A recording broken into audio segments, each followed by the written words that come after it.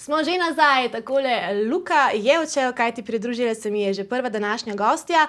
Ja, za njo bi lahko rekli, da je mojstrica besed. Ne? Včasih je tudi ustvarjala oddajo, ki se je imenovala Besede.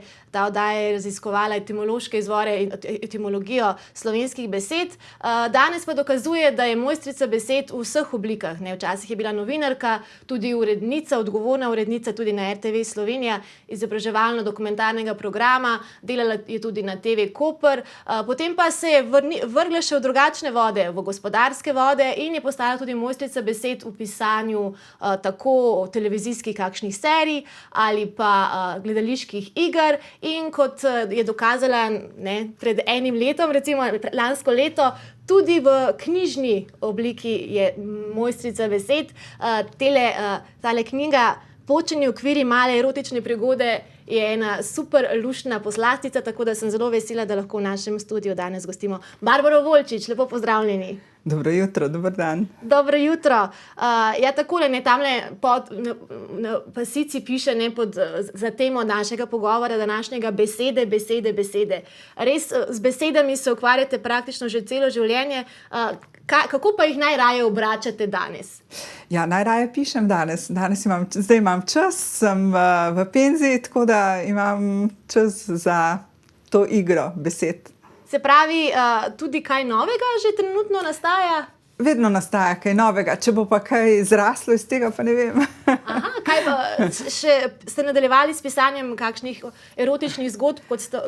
Ne, to je pač bil prvi izdelek v knjižni obliki, zdaj pišem nekaj drugega, bolj resno. A pa ste takole malce skrivnosti še ne boste čisti zdaj? Kaj naj povem? O načrtih ni dobro preveč govoriti. Res je, bolje da govorimo o tistem, kar je izdelkih, že zunaj. Tele počeni okviri male erotične prigode, eno sem uspela prebrati, pa se nadejam, da bom prebrala še kakšno oziroma kar vse, ker tista mi je bila res všeč.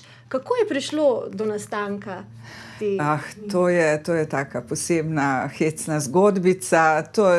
Izval me je prijatelj in če si upam kaj takega napisati, in ker sem bolj sramežljive sorte, sem seveda najprej rekla ne, ampak pol me je toliko časa izzival, da sem se preizkusila tudi v tem. In po naključju so zgodbe prišle do gospe, ki se ukvarja s pisanjem, s kreativnim pisanjem, z izdajanjem. Me je priporočila založbi Obzorja in ko so me poklicali z založbe, sem pravzaprav mislila, da moja mama, ostarela mama, je pozabila plačati kakšno knjigo, kakšen račun. In sem bila zelo presenečena, ko so izkazali zanimanje za to, da bi izdali knjigo. Pa je v bistvu vse ostalo tako v originalni obliki, ste potem kaj spremenili, ste kakšne zgodbe prvi ven dodali? Ne, nisem nič spremenila. Urednica je pač sprejela predlagano in se tudi ne vem, kaj ne bi spremenila. Ja, če so stvari štimajo tako, kot so. Ne vem, če štimajo, ampak tako sem si jih zamislila, tako zapisala in to je to. Kakšni pa so odzivi drugače? Dobri, moram reči, dobri. Knjiga je tudi razprodana. Zdaj ravno v teh dneh so mi sporočili založbe, da bodo nove natisnili, tako da ja, sem zadovoljna. Kaj pa od ljudi, ki vas poznajo, od vaših bližnjih? So bili presenečeni ali so rekli, ja ne, to pa smo itak vedeli, da ona pa bo erotične zgodbe dobro pisala? Ne, nisem jaz te sorte človek. Ja, so bili presenečeni. Seveda sem najprej knjigo dala v branje svojim 3 otrokom, pa mami. In ker ni bilo kakšnih posebnih zadržkov, sin je sicer rekel, ko sem odmislil, da je to napisala moja mama, je bilo v redu. Malo distance je moral. Ja. Ampak ja, mislim, pravzaprav so me spodbujali. Najprej sem seveda hotela pod psevdonimom to izdati knjigo, ker mi je bilo nekoliko nerodno, ampak potem sem si rekla, če sem že napisala, zakaj bi se pa skrivala.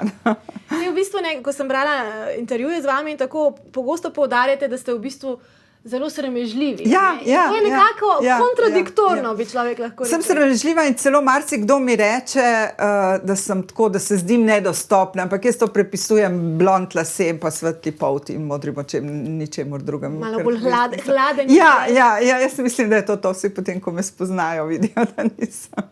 Odkot pa je prišel navdih za tele zgodbe? So to kakšne fantazije? To je pač, ne vem, izziv, preprosto izziv in usedla sem se in napisala, nisem kaj dosti. Moram priznati, da pravzaprav, ko napišem prvi stavek, vsaj to je bila moja izkušnja pri tehle kratkih zgodbah, je bila taka, da ko sem napisala prvi stavek, je potem steklo. Sploh nisem vedela, kako se bo končalo. Samo se je opisalo. Ne? To je najbrž posledica nekih izkušenj. Ne? Res nikoli, tudi brala nisem take vrste literature. Dve knjigici sem prebrala, mislim pa še to bolj z odporom kot ne. Ja, najbrž, mislim, to je takšna vrsta,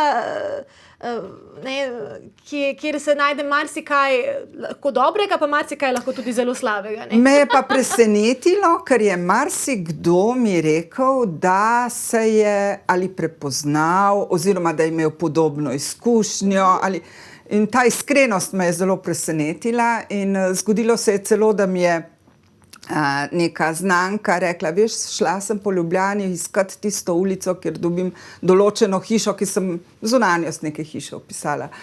In te hiše ni, ne? Jaz sem rekla, seveda je ni, ker je v moji glavi. Ampak ne, zanimivo, kakšen vtis naredijo v bistvu na bralce zgodbe, da potem gredo dejansko raziskovati tudi. Ja, zanimivo.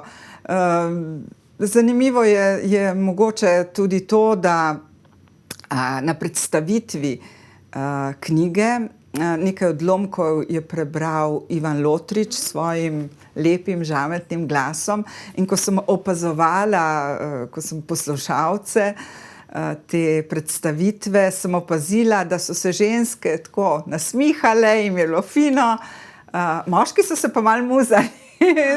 So bili malo zadržani. Tako da to mi tudi nekaj pove, da mogoče smo ženske vseeno bolj pogumne in odprte.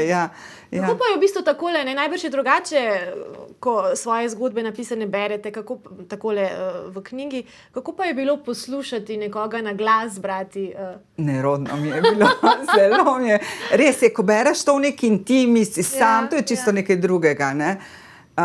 In zdaj, ko jaz to, recimo, če preberem kakšno zgodbo z distanco, se mi zdi skoraj nemogoče, da sem jaz to pisala.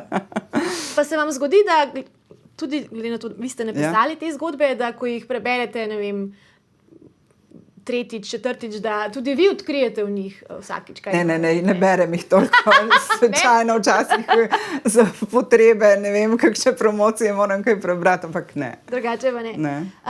Tudi v bistvu naslov je zanimiv, Počeni okviri. Zakaj ta naslov? Ima to kaj v zvezi s spolnostjo, ki je morda izven okvirjev ali pa pronica skozi? Nekako zelo hitro sem se spomnila tega naslova. V bistvu dejansko je tako, ne? Imamo vedno neke predstave o vseh stvareh, o nas samih, o ljudeh, o svetu. Imamo neke predstave, vse damo v neke kalupe, v neke okvirčke. In dostikrat so te okvirji dejansko počeni hote ali ne hote. Lahko jih sami počimo, lahko se pa zgodi, da kdo drug te okvirje poči. In dejansko, morda sem hotela s tem nehote pokazati, da je včasih treba izstopiti iz nekega kalupa, iz neke rutine na vse zadnje, ker morda je za tistim, kar za okvirjem, morda tudi nekaj, kar nam je všeč, da nas spodbudi k nekim novim, ne vem, rečem, ustvarjanju, dogodivščinam, pogledu na svet, dojemanju sveta, ljudi.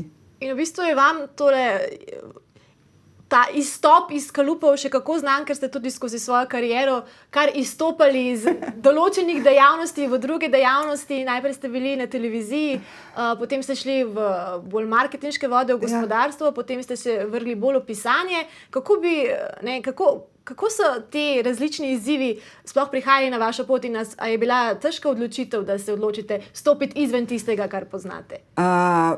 Ja, včasih je ta pot zna biti težka, ampak jaz sem človek, ki rada poskušam nekaj novega, ki se rada izkusim in tako po recimo 20 letih novinarstva se mi je zdelo, da me to že malce utruja. V tistem obdobju nisem imela novega izziva na novinarskem področju. Vedela sem, do kje sežem, čez ne zmorem in potem se mi je zdela primerna priložnost, da sprejmem ponudbo. In sem šla v gospodarske vode, kjer sem opazila morda ena najpomembnejših spoznanj iz tistega časa ki je prej nisem na svoji koži poznala, sem opazila razliko med ženskim in moškim svetom. Da je vsaj v tistem času bil tisti del gospodarstva bolj moško obarvan, moški so imeli večjo veljavo. In to me je nekoliko presenetilo, ker kot novinarka tega nikoli nisem občutila. Ne? In tudi, če sem poročala o razlikah, sem v bistvu potem sem spoznala, da pravzaprav sem si težko dejansko takrat predstavljala, da te razlike so lahko tako močne. Ne? No, potem s časoma se je to nekako umirilo in se mi zdi, da so vendarle ženske, da smo dobile tisto veljavo. Ampak problem je najbrž v tem, da se pa ženske vedno moramo nekoliko bolj potruditi za to, da nas opazijo, delovno. Čeprav delamo ves čas in morda smo multitasking, ampak morda je bilo to eno tako kar bridko spoznanje. Dostikrat ne pravijo, da velja, da za moškega se avtomatsko pričakuje oziroma se ga dojema kot kompetentnega, se mora dokazati, da ni. Potem ženska se mora pa dokazati, da sploh je. Ja. Ampak drugače, bil je to zanimiv, navsezadnje zelo lep izziv, sem lepo obdobje preživela gospodarsko, tako da, ja. In potem, ko se je to obdobje končalo in sem dobila nov čas, sem se pač vrnila k besedam in k pisanju. Zelo različne zadeve v resnici ste pisali. Nekaj čisto drugega je pisati takole zbirko erotičnih zgodb, kot pa sodelovali ste bili ste ena scenaristk pri eni žlahtni štoriji, pa potem ste bili napisali ste pa tudi gledališko igro, Gola. Kako se vse to razlikuje in povezuje hkrati? V bistvu, ko človek piše, vedno se nekaj povezuje, vedno, mislim, da pri pisanju ta kreativnost, ta morda način razmišljanja, seveda gre v različnih zvrsteh za različne načine, ampak navsezadnje gre za spoznavanje drugačnih obrti, sodelovanje pri recimo nastajanju neke nadaljevanke me je ogromno naučilo. Stvari, ki jih prej na televiziji, pri scenariju recimo televizijskih oddaj nisem poznala, nisem znala. Potem pisanje nekega literarnega, rečemo temu, teksta je spet neka bolj intimna zadeva, si sam za svojim računalnikom in potem igra, ta je tudi nastala po spletu okoliščin. V bistvu vas je igralka, Ja, me je prosila, če ji napiše, pa seveda sem se upirala, sem iz tega res ne znam, pa nikoli nisem o tem razmišljala. No, in potem sem pač nekaj vrgla na papir in tudi nisem imela neke teme.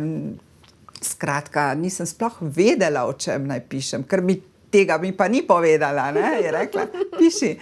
No, in potem sem pač začela in ko napišeš prvi stavek, je nekako steklo.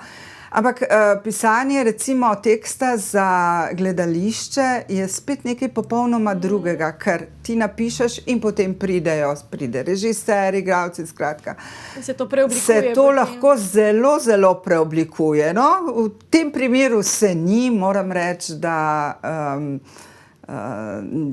neki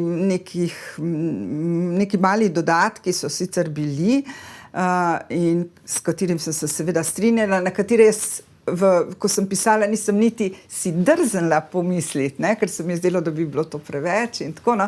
In potem v skupnem pogovoru smo seveda določene stvari ustavili in tako zelo sem bila vesela, da se je projektu pridružila tudi pevka Tinkara Kovač, ki je seveda tej predstavi eno novo dimenzijo in zelo sem bila vesela. Hvala za enkrat za tale pogovor, midve bova o besedah in o vas še nadaljevali, predtem pa moramo za nekaj trenutkov skočiti še v oglase. Se gledamo. Dobrodošli nazaj v našo družbo. Ja, še vedno je z menoj tukaj v studiu Figovec Barbara Volčič, ponovno pozdravljeni. Govoriva o vseh različnih načinih, v katerih se vi izražate z besedami, bi lahko rekli. In končali sva pri pisanju in pri razliki med pisanju za določene zvrsti, za oder, za knjigo, za televizijo. Pa lahko nadaljujeva v bistvu s tem, ker meni se v resnici zdi zanimiv ta aspekt, ko ste pisali za televizijsko nadaljevanko, ne? Niste bili edina avtorica. Tam vas je bilo veliko, to je velika scenaristična ekipa, ker je treba precej na hitro napisati veliko scenarijev. Kako poteka to pisanje v skupini? Tega se jaz čisto dobro ne predstavljam. Ne? Ja, jaz sem bila začetnica, tam so me zelo lepo sprejeli. Predvsem moraš biti timski človek, ne? Drugače to ne gre. In obvladati moraš obrt. Najprej moraš določene veščine pisanja v skupini in scenarijev, televizijskih scenarijev, so določena pravila, pa se ni težko. Ko se enkrat noter. Je pa res, da je to zelo intenzivno delo. To si v bistvu 24 ur v 5 razmišljaš o protagonistih neke serije, o njihovih življenjih, o njihovih reakcijah. Pravzaprav ves čas živiš nekako znotraj zgodbe, ki jo pišeš. Ne? Pa v bistvu potem ima vsak svojo zadolžitev, ne vem, nekdo piše dialoge, nekdo piše... Ja, tudi. Mi smo imeli tak sistem dela, da smo recimo najprej se je skupina dogovorila, kaj bo v določenem časovnem obdobju se zgodilo, potem smo to razdelili po dnevih, oziroma po epizodah in potem predebatirali vsak lik, vsako reakcijo in potem smo si razdelili, vsak je napisal eno epizodo, urednik je na koncu prebral vse 3 epizode, vse epizode za cel teden, pogledal, če se začetki in konci ujemajo. Vsak je seveda, ko je pisal, je še kaj dodal svojega, ne samo tisto, kar je bilo dogovorjeno. Potem to pregledajo tudi oziroma dopolnijo dialogisti. Odvisno seveda od sistema, včasih od scenosleda do končnega dialoga je več rok. Včasih jih je manj, pač odvisno od ekipe, ne. Zelo zanimivo. Veliko prilagajanja, veliko tudi. Je pa to tudi za igralce in za vse udeležene je to izjemno težko garaško delo, snemanje vsak dan od jutra do večera. Igralci morajo priti na set zelo zgodaj, da grejo v masko in da se sproti pravzaprav učijo dialogov, ker včasih je to pisanje iz rok in igranje iz rok usta, ne, dobesedno. To zgleda, včasih imajo ljudje tudi nekoliko odklonilen odnos, ne, do te zvrsti televizijske, vendar moram reči, da je to zelo, zelo težko, naporno delo za čisto vse udeležence. Pa ste tam spoznali Majo Blagovič? Ne. Ste jo že prej. Pri vašem pisanju, ne takole pri tem televizijskem najbrž ne, ampak a ste drugače kdaj črpate navdih tudi recimo iz vašega življenja bogatega? Ste kdaj avtobiografsko? Ne, zaenkrat. Morda v Goli je samo spomin na neko obdobje, da sem to umestila zgodbo v neko obdobje, ki se ga jaz spominjam iz svoje mladosti, ampak drugače pa zgodbe ne bi si upala svojih zgodb. Zakaj ne? Ne, mislim, da to ni potrebno. Imate, raje pišete iz nekega drugega? Absolutno, ja. Imate bogato domišljijo? Ja, mislim, da. Pa ste v bistvu že od nekdaj, recimo temu, želeli tudi pisati ali je to prišlo sproti? Pa kaj s tem? Pravzaprav sem bila že kot otrok nekako usmerjena, mislim, ne vem, ali imam to v genih, ampak rada sem pisala, nikoli pa si nisem predstavljala, da bom recimo izdala knjigo. Čeprav v osnovni šoli v 8. razredu se spomnim, smo imeli nek spis, kaj si želimo, naša največja želja. Ne? In jaz sem napisala, da ko bom stara, bom napisala knjigo. In mi je profesorica takrat rekla, pa dobro, zakaj, ko boš stara, ne? Vse ti gre, ne? Lahko bi že prej. Zakaj, ja, pa nekaj se mi mora zgoditi v življenju, da vidim, In poleg tega sem rekla, ko bom napisala, bo to v redu in bom eno napisala, ker ta bo kolikor toliko v redu, za drugo pa ne bom imela več znanja in sposobnosti. Tako da mislim, da sem delno izpolnila nekaj ste že slutili takrat, no, čeprav glede na to, da ste omenili, da tudi še pišete, mogoče se to, da bo samo ena, v resnici ne bo ostalo pri tem. No, ne pišem s tem, da bom izdala. Pa se tudi tega niste pisali s tem, Tako. Tako da morda se bo ponovno zgodilo spontano. Če bo dovolj zanimivo, se bo zgodilo. Drugače pa ne. Drugače pa je dovolj tudi, če je samo za vas. Kaj pa berete drugače? Izčrpate kdaj navdih oziroma kaj radi berete? Berem, ja, veliko berem, zadnje čase ponovno v slovenščini, ker veliko let sem zelo težko brala v slovenščini. Ja, sem brala, ne vem, italijanščina mi je bila bliže, pa španščina tudi, to bolj zato, da ohranjam stik z jezikom. Ogromno sem prebrala v italijanščini. Ja. Tudi v bistvu diplomirali? Ja. Ampak, ko pa pišem, pa sem opazila, da ne rada preveč berem zaradi tega, ker se zbojim, da ne bi to vplivalo name. Ne vem. Berem. Da ne bi bilo potem toliko iz vas, pa iz vašega sveta, ampak bi drugi seveda, sploh pa zadnje čase slovenski avtorji, mislim, da so vredni branja, mnogi. Res je, mnogi, med njimi tudi vi. Ja, hvala lepa. No, da smo si na jasnem, ne? To so kratke zgodbe, take lahkotno branje, ne?